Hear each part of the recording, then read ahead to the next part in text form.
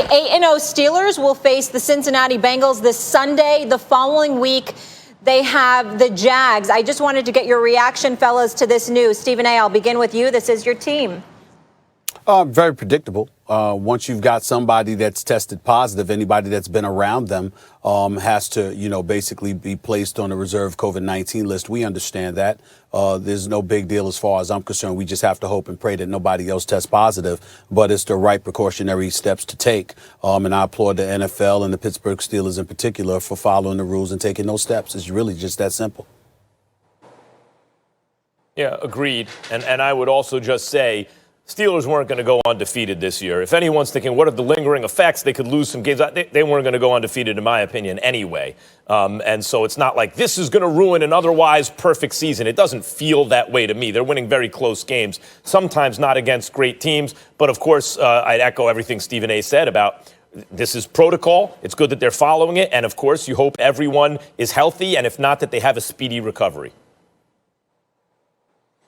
Yeah, just for everybody out there, the clarity of it, both of you guys kind of in the same vein, but one of these tests are contact tracing tests, which is what Stephen A. said, around a guy that tested positive. So it could be a 5-day. We just had this situation with Matthew Stafford last week one day. So just keep in mind, this does not mean the guys that were placed on that list has COVID or has tested positive. That means they've been around. We've seen this happen throughout the league. It's a 5-day, as long as you continue to test negative, it's a 5-day quarantine because of the contact tracing, but you can be back by Sunday. So Ben is in the same vein that Matthew Stafford was in, unless we hear that Ben Roethlisberger tested positive for COVID.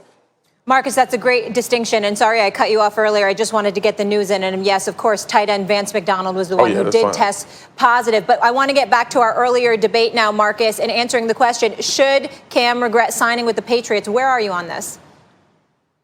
Hell no, he shouldn't regret signing. Cam needed to play football. We had, and I can't believe Stephen A. even said that, weapons and all that. Cam was trying to get back in the league and play. This was not about coming to a franchise that was in position of winning or whatever, unless he wanted to be a backup. And clearly, he wanted to be in a situation where he could start and have an opportunity to play like we all thought he would. Now, the first couple of weeks, we was like, okay, we see some of the Superman things transpiring, and then the last few weeks have been abysmal. He's played bad. The team is, all of the things that we talked about with the New England Patriots have shown themselves. And then we get them against the Jets. And look, I know they won against the Jets, but I ain't all the way sold on New England either. And I get what Max is saying about coming close in those wins. So you have to take that into account. But for Cam Newton individually, he shouldn't regret anything. He's back in the league. He's having an opportunity to showcase what he has for the rest of the teams in the league. And I think it was more about that for 31 other teams than it was about necessarily signing. Is he healthy? Can he throw?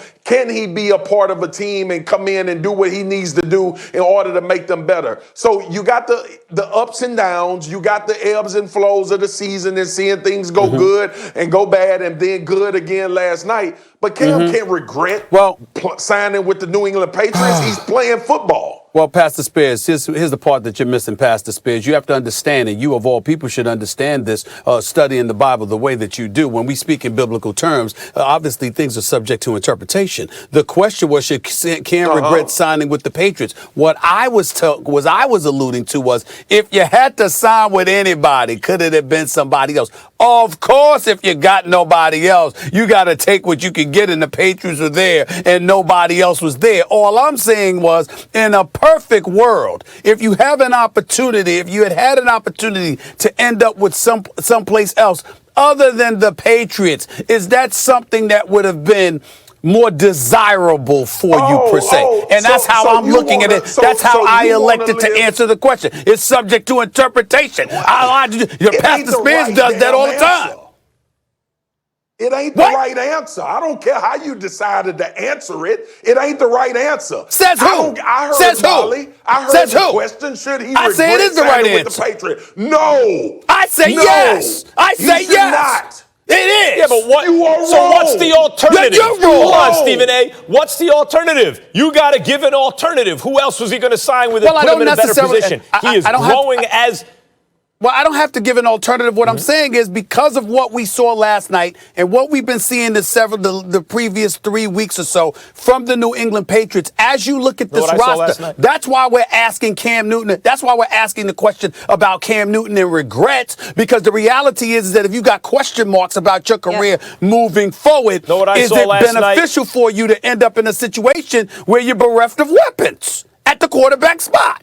What I saw last night was a guy with the game on the line. He had to make a play to put him in field goal position. And when he didn't make the play against Seattle and he failed to make the play against Buffalo, he made the play against the Jets. Okay. And that's progress. Against the Jets. And the Say Patriots, it again. believe Say it it again. or not, are Say it again. still not Against dead. who?